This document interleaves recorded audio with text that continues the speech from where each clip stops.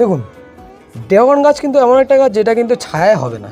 আপনারা ভাবছেন যে হয়তো বাড়ির উঠোনে বসিয়ে দিই, তাতে গাছটা হয়ে যাবে, কিন্তু না।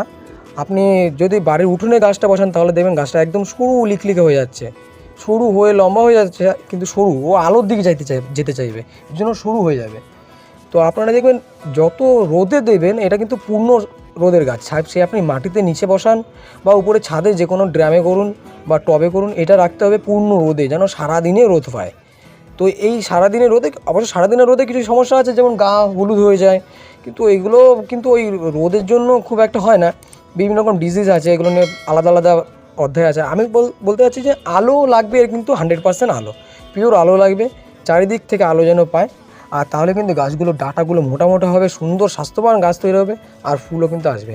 অর্থাৎ আপনাদের মনে রাখতে হবে এই গাছটাতে ছায়াই হবে না বা অল্প শেডেও হবে না, এটার জন্য লাগবে পূর্ণ রোদ।